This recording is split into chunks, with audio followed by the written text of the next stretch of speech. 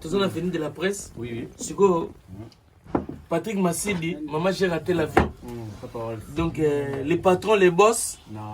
Bon, il y a des patrons.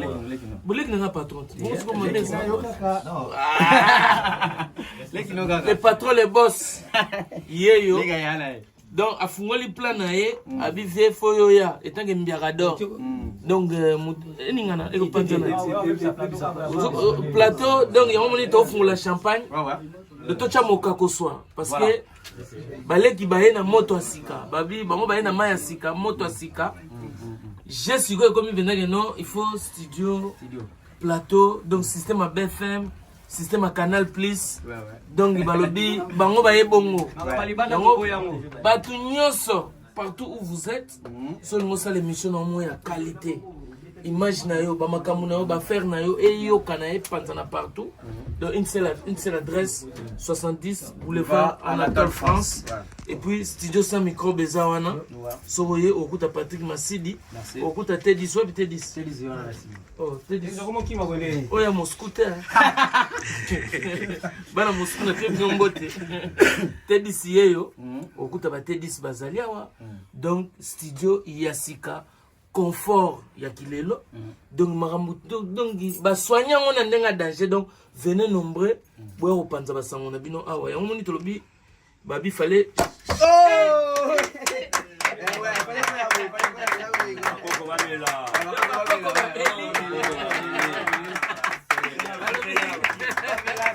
ça microbe. Donc en tout cas, na sepeli ya tuna peso ka ba moka ko ça. Et puis Lupemba makambo ekende liboso. Toujours. Bato belé boya vraiment au sala bémission. Bato bazana makambo ko lobela. Oui. O bazana posa ya ba pesa la makambo na bango, ba artiste. Bato ya ba homme d'affaires. Ouais. Bato ya église, hein, c'est ça. Église, bato église. Ba évangéliste. Donc tout le monde peut venir. Donc Yara Kaka au solo la kitoko ba mettre ba champion au Basgard oui Basgard no batankale bakola ocho benda 100,000 na ye elegele ngana ndenga TV abendi 100,000 donc yo pe yaka Patrick Massida zawana akokoche yo beaucoup benda pe mo 100,000 ata mo 10,000 la pas donc bakale bazé bela ba artiste baza tona ba Cambodge il est Cambodge artiste na biso mona bandala solo donc des fois kututé batankale basali ba Kevin Kayembe l'étudiant célèbre na chike Cécile ba diplôme kota tozana ba pomba awa donc makambutu bana mai bazé belé awa ba fandi na ba canapé confort mais ba champion Charou Maboko azali awa ba kocha Maboko donc des fois en tout cas balobi pour la sécurité na bino sécurité pesali bilo to ya libye trop bien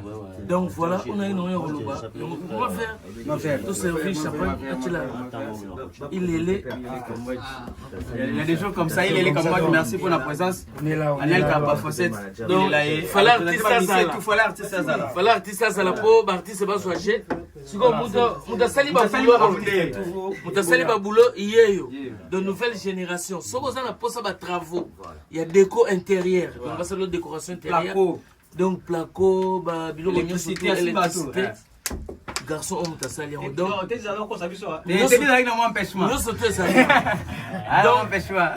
que la fête et puis manager on voulait bien passer le message exact sans microbe eza seulement pas plateau karaté tous en activité belé ils ont vraiment un grand projet tous en un salon c'est un designer Alex ça peut marié tous en événementiel p dans la musique location location musique 360 voilà dans la vidéo bot pour la anniversaire à Bana tout ça et vidéo bot c'est quoi oh ça va TikTok ouais tu na gawana TikTok félicitations hein on a manager voilà et puis non seulement que Moutouassali projet Oyo aménagement Oyo il fait partie à projet sans microbe donc ceux qui nous donnent la pose à placo yépe platonné comme aboé entre yéka kandé bon contacter bureau sans microbe on va appeler monsieur Patrick Massidi monsieur toute l'équipe on va tout ça à 200 pour la monsieur en bonne équipe en tout cas il a vraiment c'est lui les boss donc vous comprenez que nouvelle génération il y a poto et na makambu nango voilà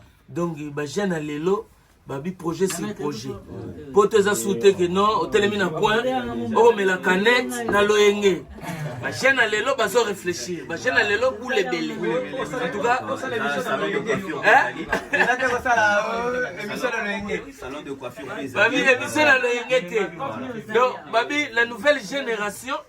Donc bano baye na mambasika bano baye na moda ba studio bano bafuta bureau bano baye binde bafuta bureau yo yedi nazo cha ba commentaire donc génération sika ye bande bafuta bureau ye bandenge ya ko manager ba business ye ba ko solola ba boyi balabala de wana zo boka la favelas de mucha jamais quoi yo ko de coller de Surieta de caliente comida de l'arta balobi sauce à la poulanganda chaud dedans chaud partout donc mais attends na kacha bureau dans studio ça microbe. En tout cas, que la fête soit comment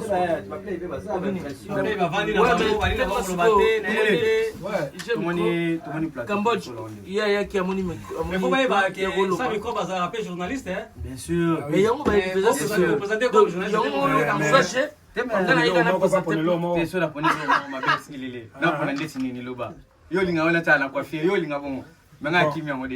Ok, donc, ça journaliste, il y a quoi faire, donc, on a des activités. Designer un peu, il faut designer au moins. Donc, c'est mon histoire qui peut se mettre en vrai. Alors, la carte, donc, il y a des jours comme ça. Félicitations, mon frère. Donc, on est artiste à tuer pour honorer. Voilà. Donc, on a présenté l'artiste et tout. Voilà. L'artiste. Voilà. Merci beaucoup. Il est là, à Zapon à mais félicitations, il est là, vous avez toujours dans ma cambouille à Bande Koulayo. Ah oui. Un jour, on a ça la studio, il y a musique, il y a enregistrement. Bande Koulayo va soutenir. Ça me reste sur la longité. Il y a des jours comme ça.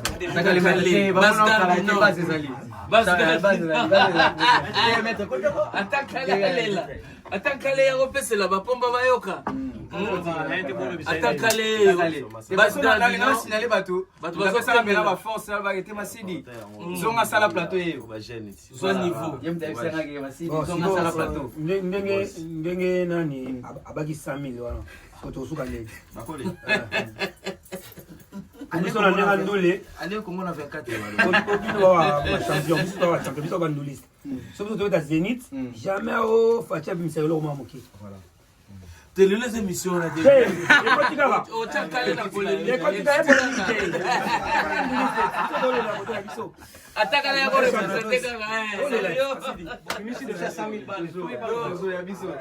la battez la kimia. Dans ce combat box, c'est Bundama. Photo de Kanaro et Bundama, c'est combat box. On va lire à moi. Patrick Massidi, toto e banano sur plateau, ils ont pour na sentiment pour na penta au salade. Non, plateau to salongo, ils ont bolongo ngana na identité Massidi, ils ont plateau Massidi, ils ont Massidi, ils ont. Tu as Massidi parce que tu es Massidi. Tu Massidi il peut ebier. Mais ba tumsu ya libanda ba tala ngona TikTok, ba tala ngo partout ba ba teke za Massidi. Massidi ko tata parce que manager aza. Ils affaire. Ils appellent affaire quoi. Donc équipe on te bien équipe nini, toi tu es équipe mobile sans micro biso tout ça. Big deal. Tu as Patrick Massidi par rapport à plateau mais ça amiga pour na sentiment to faut que tu quelque chose non mais to ça comme na sentiment de en Europe pour déjà ah to futango oui bato ba sala ba futango ça veut dire que ton mutaye faut aider na moi quelque chose moyennant quelque chose donc ce que ça na une heure de temps faut saler la mona par rapport à l'autre pour ngana oza souter regarde tout bato so ba géant ah oui so ya na bula Massidi zanganga c'est bon bi to bi ke bande ko la biso so to bi ne ba tourner hein ba tourner abanda ki ba longo a combien to bi mais ça peut des photos ils appellent des photos non ils appellent des photos ils appellent des photos mutu atamboli akoloba te ke mutu po azangi to lobaka ke asale forte kozanga pezala ndako zanga mais to condamné te il y a plusieurs styles à plateau quand même.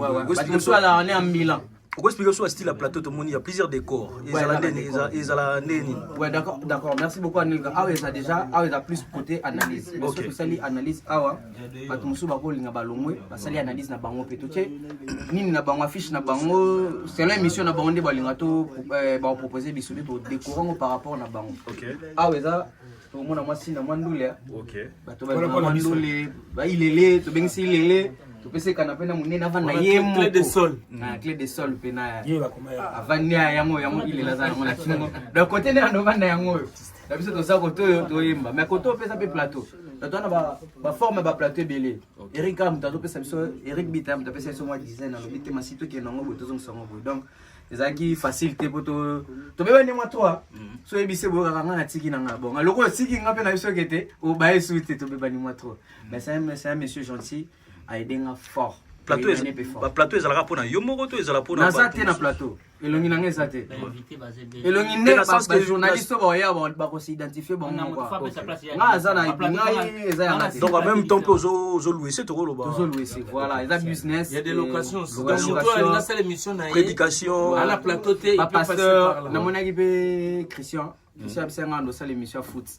Ouais donc nesage et puis Kevin Kaimba ba peke ya ba na ba entrepreneur. OK. Donc il y a pas du côté na ye. OK. Donc to pesi identité côté mon côté to peto décentraliser moi pouvoir en. OK. Ko biso to zaka wana pona otala na ko peut-être ce que vous allez te dis pas ça vous tu n'avais te dit ça malgré toi qui mis pendant des décennies mais par rapport quand même hein, en ce moment tout le monde a bien noté sur net tu bibino bandai surtout système analyse et on va ma besoin système analyse oui son net banda analyse voilà pour bandai analyse mais en ce moment tout le monde ça fait plusieurs mois absence n'a nous a dit à quoi ben tous na ba travaux pour remarquer pendant tu na ba travaux fallait tous appeler à biso plateau ya bien où ezaki nga sepela bandeko ba innovaki j'ai aimé plateau ya Michel Aigle a innové fort et surtout tali pe mo blo amike na yibi pe et puis na benga na ese Aigle no yiba OK na yiba kepe comment révolution ça il moi idéologie moi na moi idéologie moi na moi bien continue na plateau tala pe na moi retour étiquette nga fona ya ben idéologie bien na ben no yiba ya wo yebisi na plateau Aigle na yibi ça l'a un peu moins bien et qui dit que tu as lobika on a ça là qui toujours donc te dis alors retour c'est pour quand alors retour merci dans l'Anelka mais il y a bon merci Anelka merci à nous surtout on s'est présenté à modalité tabani merci bien la biso merci merci pena ilele merci na mama sana surtout baza ici mais pour na retour na biso déjà plateau ya ki toyeno na musala bando sama merci bato yebi on na page bando na à chaque fois on a plateau niveau zo komela lelo ko ici déjà plus tard semaine prochaine déjà to banda analyse parce que n'est pratique au tsolo bango ba ki analyse biso to banda mais to ya pe lelo ka sika to lo bango te mais to bika façon ni to l'émission parce que analyse na sama ana poto il faut muta yamba mutu pas ndo tune ba question mais biso do un système qui yo tuna ma question tenga bino tuna question c'est la vérité to ça analyse mutu a raisonner selon donc selon biso do na idée ya biso o to ina yango na mais to ya na façon musu so sala quoi merci on a été désolé binda mu abanga mabote abena trop oh ibe boule alors boule na ma trop voilà parole c'est bien en tout cas ngai na sepeli hein félicitations de l'autre c'est la émission c'est belé donc voilà quoi merci boulon de bande par aussi on va plateau ndengeni ba style va plateau quand même en tout cas ngai ça ça plaisir parce que TV changer oui TV changer déjà souté au toki na mbuta lombi tozu kwa bato bar au toki na salon bato ya chana nuboy to bande mission oyo on a tonde zezo lela donc déjà sou ya bongo te de comme sou na ndef ya ba norme ya télévision pour tala to na nord donc nord ndem te pesa exemple de loi nord comme zonga la mo flambeau na mope c'est bon en tout cas je suis très content puis non c'est plané ba jeune tout bazoya na ki innovation et puis baza motivé na za à l'aise na mona que relève ça assuré donc voilà quoi songi nga na bengi petit mo ngabi amende nous zola la pongi boy na mona beka sida sima donc félicitations en tout cas félicitations na ba jeune so busali bablo on a bu ba plateau sika en tout cas esali elengi ça peut être elengi pour boy bika so singa za kana pour musalo là donc ba ependa na décision Nasir bato yo biso te ba yo biso ndama yo ya ko za bogaro zo banga ni ya ko loba wala ni la bazali bato tu baza moni kamera za maja kamera mona kamera boy ya ishanza ka bato donc za bozo ya kimera kamera o miti filme landa yo lycée mukenge de zotala ba fa moari bazotala Anelka, ndenge na lobelo mo bandeko balanda biso. Bandeko toanda travailler na bango awa. O bayebi ki na plateau banda oleka awa. Plateau eza pour mutu nyonso tout. Sauf que tolinga moi totsa moi discipline mo ekota. Tu vois parce que les gens bandeko soupe banda tourner ba ko zo dans sens monde c'est apparemment on dirait ba miso il faut pas baya, miso pas baya te. Tu vois plateau eza pour tout le monde. Tant to sala avant to annoncer te to bisa bino te plateau eza batik beza tennis beza eza Anelka non. To ba pour tout le monde. Sauf que mutu ne respecter kaka ba norme auto tsa awa parce que c'est important. Parce que tout le monde nous parle de l'olobaté. Moi, on a vu sur la journée, c'est tout ébani. Les olobama appellent déjà. Donc, Yangwana, on a vu que vidéo là, on a vu que Bakoyo Kango. C'est déjà la raison. Babengani Moutoute, mais so Monique eloko moko ezala ah bah donc eloko moko ezala so te dis ça zo régler ma problème te dis et bandoleka ndeni en fait bando foot par émission le mois tonne on la pose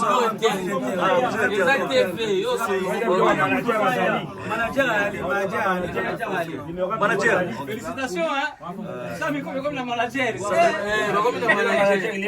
ça fait partie ambiance sans microbe eza lisusu ya mututé eza c'est lui qui va piloter mais eza concept c'est sans microbe event tozana mambo ebele na kati tozana événementiel tozana salon de coiffure tu veux te faire la beauté ici à Paris, nous sommes là. Si tu veux te faire la beauté, aux à la beau, le roi, tonton, bazawa, de beaux garçons, tous dans le salon. Au lingi balatisayo, yo, aux à la mariage, tout ça designer Azali, Bazali, coach vestimentaire Bazali, au baropé sayo, coaching, aux à la bien habillé ici à Paris. Et si tu veux te faire la beauté, aux à la kitoko, bakatayo, barazeo, très très bien, tous ali. Aux à la possède déco intérieure. Au salapé plateau, no boy, na norme. Tous à ingénieur Azali, Eric Binta. Et voilà. Donc, Azali, aux en a fête, aux en a pour ça, il y a musique, il y a vidéo, tout ça là-bas, la selfie, TikTok avec les enfants à la maison. Contactez Bisso, anniversaire là-bas. Donc, nous sommes vraiment caméra, photo, animation, tout ça. Donc, vraiment, nous sommes dans beaucoup de choses. Donc, pour contacter Bisso, Boya, nous sommes vraiment là pour vous servir. Et nous sommes là vraiment ils ont la qualité. a marché. Attends la pourcentage Si. Non, on a contacté Bisso, on les a cuisine interne, on va essayer de parler sur ça. Et voilà, de ce côté-là, il y a Non, il y a pas de souci. Et puis j'invite tout le monde, tu dois inviter pasteur, tu dois inviter journaliste, des jeunes entrepreneurs dans Paris, dans France, partout. Ou type Belgique, aux la poste à l'émission à Paris. Nous sommes là. Question on a tout la Patrick Massidi. Bongo batu ba olinga ba comme ba journaliste ba sala on a noté ba ni ba apprendre on sala qui journaliste ba jeune mususu ba olinga ba yekola. Ba goya chez yo. Vraiment merci pour la question Anna. Et ça déjà dans la formation. Oui. Pour déjà to banda kango. Mais na plateau ana mususu. Ouais. Mais to kataka. Pourquoi? Parce que tous ala qui na ba norme te ba fait ba no pour sécuriser biso te pour nous. Mais maintenant là, tous a en fait dans l'ingana le bateau travailler en partenariat na Canal+. Canal Plus. Ouais, tu travailles en partenariat avec Canal Plus. Donc, normalement, il fallait pas ça. Ah ouais.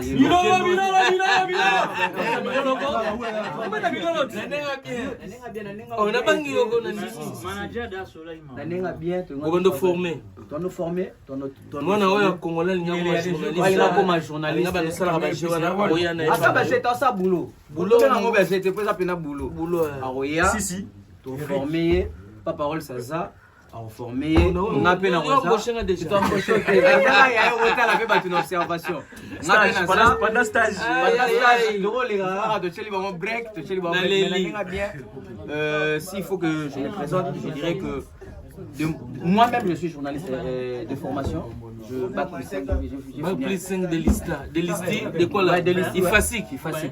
Donc toi, moi, je suis ressortissant de l'IFASIC. Tu viens de là-bas? De là-bas, pénal.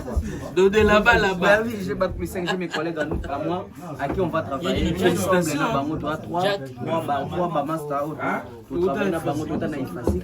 Tu tokutana awa na présenter président Rigen na yebisa ye fallait kuta sala pe awa tozana masana ngai Nassimeto Christian il peut travailler déjà na BFM. OK. Ada pigiste à travailler comme journaliste à la pigiste. Pigiste quoi?